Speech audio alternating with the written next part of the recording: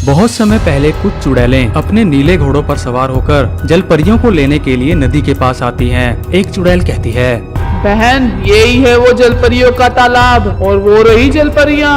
हमें इन्हीं को लेकर जाना है। जल्दी से यहाँ वहाँ देख लो, कहीं हमें कोई पेड़ बनता देख ना ले, नहीं तो जलपरियां हमारे पास नहीं आएंगी। ऐसा कहकर वह सभी चुड़ैलें एक आम के पेड़ में बदल जाती हैं और वह आम के पेड़ धीरे धीरे नदी के पास चले जाते हैं। एक जलपरी की नजर उन पेड़ों पर पड़ती है। वह जलपरी कहती है, देखो बहन, ये इतने बड़े बड़े पेड़ यहाँ कहाँ से आ गए और इन पर तो रसीले आम भी लगे हुए हैं। चलो इन्हें जाकर खाते हैं। दूसरी जलपरी कहती है, बहन ये कोई छलावा भी हो सकता है। लेकिन एक जलपरी को फल खाने का बहुत शौक था। वह चटकोरी जलपरी थी। वह उनकी बात नहीं मानती और पेड़ के पास जाकर एक आम तोड़कर खा लेती है। वह जलपरी आम जैसे ही खाती है उसका सर चकरा जाता है और वह वहीं बेहोश हो जाती है। तभी सभी चुड़ैलें अपने असली रूप में आ जाती हैं और जलपरी को वहां से ले जाती हैं। यह सब देख बाकी जलपरियां घबरा जाती हैं। वे सभी चुड़ैलें चांद पर पहुंच जाती हैं क्योंकि जलपरी ने आम खाया था, इसलिए उसकी वजह से उसके पेट में भी एक पेड़ उग जाता है। एक चुड़ैल कहती है, बहनों चांद पर ये सबसे सुरक्षित जगह है जहाँ हमें कोई भी नहीं देख सकता। चलो अब जो पेड़ पर फल लगे हैं उन्हें खाकर अपनी संख्या बढ़ाते हैं। उस पेड़ पर एक लाल कलर का चमकीला आम भी उगा हुआ था। वह एक श्रापित आम होता है। चुड़ैल उस आम को छोड़कर बाकी सब आम खा जाती हैं और देखते ही देखते वह चुड़ैल कई गुना बढ़ जाती हैं। उसी चांद पर दो छोटी चुड़ैल भी रहती थी। वह यह सब देख लेती हैं और कहती हैं, ये अच्छी बात नहीं है। तुम अपने स्वार्थ के लिए किसी जलपरी को ऐसे नहीं मार सकते। लेकिन चुड़ैलें उनकी बात पर ध्यान नहीं देती और वहाँ से उन्हें भगा देती हैं। भाग जाओ यहाँ से, आई बड़ी समझाने वाली। वह दोनों ही छोटी चुड़ैलें बाकी चुड़ैलों की कोशिशें नाकाम करने के लिए परी के पास पहुंच जाती हैं और परी से सारी बात बता देती हैं। परी यह सब सुन हैरान परेशान हो जाती है। परी उनसे कहती है, जिस पेड़ों में से चुड़ैलों ने फल खाए थे उस पेड़ में एक लाल रंग का श्रापित फल भी होगा। वो फल तुम्हें किसी भी तरह मेरे पास लाना होगा, उसके बाद ही हम कुछ कर पाएंगे।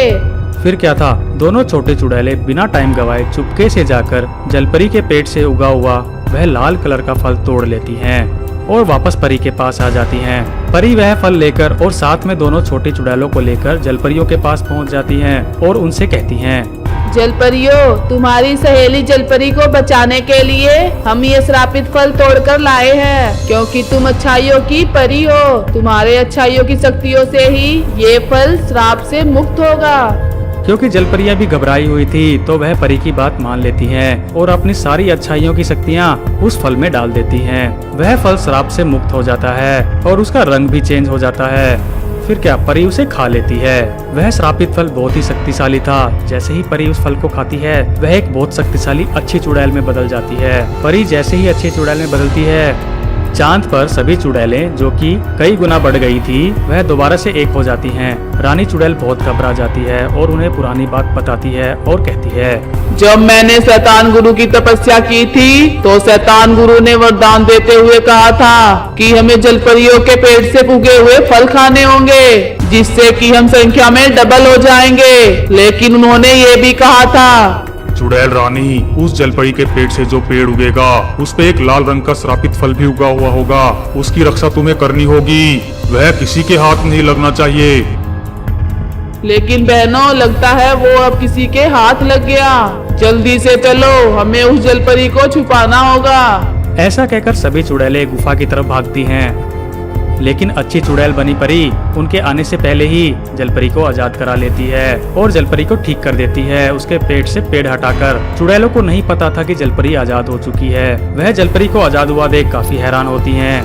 वह सभी चुड़ैलें दोनों छोटी चुड़ैलों को पकड़ लेती हैं और परी से कहती हैं, अगर तुम इन्हें मरता हुआ देखना नहीं चाहते तो अपने आप को खुद ही बंदी बना लो। अच्छी चुड़ैल परी कुछ नहीं कर सकती थी। वह खुद को बंदी बना लेती है। इसके अलावा कोई चारा नहीं था। फिर क्या, सारी चुड़ैलें दोबारा शैतान गुरु को बुलाने के लिए और उनसे वरदान लेने के लिए यज्ञ करने लगती हैं ताकि उन्हें वरदान दोबारा से मिल सके, क्योंकि एक वरदान तो विफल हो गया था उस परी की वजह से। लेकिन पीछे से जलपरी कैसे भी करके उस जाल को अपनी अच्छाइयों की शक्ति से तोड़ देती है जिससे अच्छी चुड़ैल परी आजाद हो जाती है और वह बिना टाइम गवाए यज्ञ कर रही सभी चुड़ैलों को मार देती है।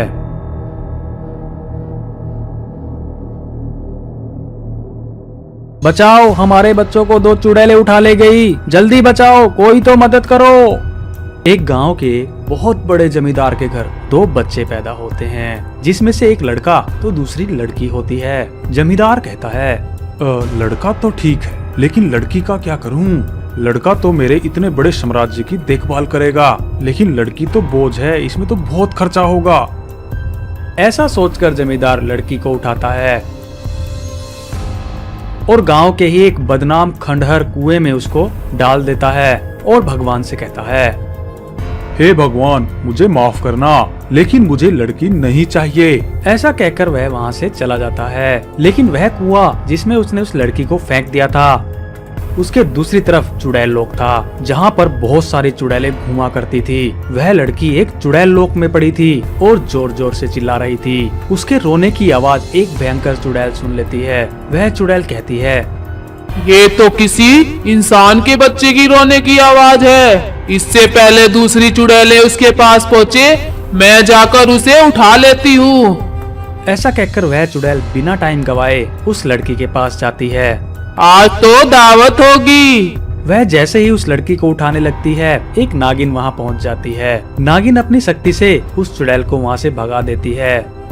वहां हो रही लड़ाई को देख बाकी सारी चुड़ैलें पहुंच जाती हैं और इकट्ठा हो जाती हैं। नागिन उन्हें भी अपनी शक्ति से मारकर भगा देती है और कहती है, ये मेरी बच्ची है, इसे हाथ भी मत लगाना, चली जाओ यहाँ से।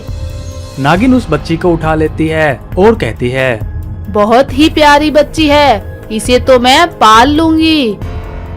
ऐसा कहकर वह उसे कुएं से बाहर ले आती है और अपने जादू की शक्ति से एक घर बनाती है और उसमें रहने लगती है। नागिन कहती है, इसे पढ़ाना जरूरी है, लेकिन मैं इसे पढ़ाने के लिए स्कूल नहीं भेज सकती। अगर मैं उसे वहाँ भेजूंगी तो सभी चुड़ैलें इसके पीछे पड़ जाएंगी और एक न एक दिन इसे खा जाएंगी। ऐसा कहकर वह नागिन उसे घर में ही पढ़ाने लगती है। जो स्कूलों में शिक्षा मिलती है वह उसे वहीं देने लगती है। देखते ही देखते वह लड़की भी बड़ी हो जाती है और जमींदार का लड़का भी बड़ा हो जाता है। लेकिन जमींदार का लड़का बहुत ही निकम्मा था। वह कोई भी काम धंधा नहीं किया करता था और जुए में जमींदार के सारे गहने पैसे उड़ा दिया करता था। उसके ऐसा करने से जमींदार एक दिन कंगाल हो जाता है और उसकी हालत इतनी खराब हो जाती है कि वह खेती करने लगता है। जमींदार कहता है, हे भगवान, कैसा निकम्मा बेटा दिया है। मैंने मेरी बेटी को फेंककर बहुत गलत किया। आज अगर वह मेरे पास होती तो मेरा काम में हाथ बटाती। अब मैं क्या करूं भगवान, मेरी बेटी को वापस कैसे लाऊं?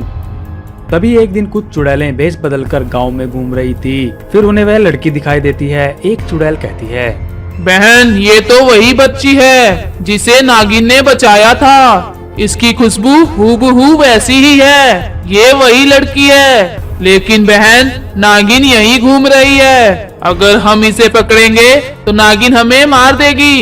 कुछ और तरकीब लगानी होगी। तभी दूसरी चुड़ैल कहती है, अरे हाँ बहन, मैंने देखा था, एक जमींदार इस लड़की को कुएं में फेंक गया था। तभी चुड़ैल नागिन की बेटी के पास जाती है। क्योंकि उसने भेष बदल रखा था, इसलिए नागिन उसे पहचान नहीं पाती। वह उसकी बेटी से कहती है, ये तुम्हारी माँ नहीं है। तुम्हारे माँ बाप तो एक जमींदार हैं, जिनकी हालत आजकल बहुत खराब है। तुम्हें उनसे मिलना चाहिए। नागिन की बेटी कहती है, क्या तुम सच कह रही हो? मुझे तुम्हारी बातों पर यकीन नहीं हो रहा। हाँ, ये बात सच है। चाहे तो तुम जाकर अपनी माँ से पूछ सकती हो। नागिन की बेटी अपनी माँ से कहती है, क्या तुम मेरी माँ नहीं हो? मैंने सुना है मेरे माँ बाप जमींदार हैं। तुमने आज तक मुझसे झूठ बोला। मैं उनके पास जा रही हूँ। ऐसा कहकर उसकी बेटी वहाँ से चली जाती है। वह दोनों चुड़ैलें सब देख रही थी। चुड़ैल कहती है, नागिन की बेटी नागिन से अलग हो गई। अब इसे पकड़ना बहुत आसान है। अभी हमें भूख लगी है। चलो कुछ गांव के बच्चों को चुराया जाए और जाते जाते इसे भी उठा लेंगे। ऐसा कहकर वह चुड़ैलें कुछ बच्चों को चुराने निकल पड़ती हैं। नागिन की बेटी उनके माँ बाप से कहती है, तुमने बचपन में मुझे कुएं में क्यों फेंक दिया था? तुमने ऐसा क्यों किया? अपनी बेटी को देखकर सरपंच को यकीन नहीं होता और उसकी आंखें फटी की फटी रह जाती हैं। तभी वह चुड़ैलें अब गांव के कुछ बच्चों को उठा लेती हैं और वहां से भागने लगती हैं। गांव वाले जोर जोर से चिल्लाते हैं, बचाओ बचाओ, हमारे बच्चों को 2 चुड़ैलें उठा ले गई, जल्दी बचाओ, कोई तो मदद करो। नागिन की बेटी उन्हें देख लेती है। वह कहती है, मेरी माँ तो एक नागिन है, उन्हें बचा सकती है। नागिन की बेटी भागी भागी नागिन के पास जाती है और कहती है, मुझे पता है तुम मेरी माँ नहीं हो, लेकिन तुम उन बच्चों को बचाने में हमारी मदद करो। ऐसा सुनकर बच्चों को बचाने के लिए वह अपनी शक्तियाँ छोड़ती है। जैसे ही शक्तियाँ दोनों चुड़ैलों को लगती हैं, वे दोनों तड़पने लग जाती हैं। एक चुड़ैल कहती है, नागिन तुमने अच्छा नहीं किया, पहले तो इस लड़की को नहीं चुराने दिया और अब इन बच्चों को भी नहीं ले जाने दे रही। अगले जन्म में हम तुम्हें नहीं छोड़ेंगे।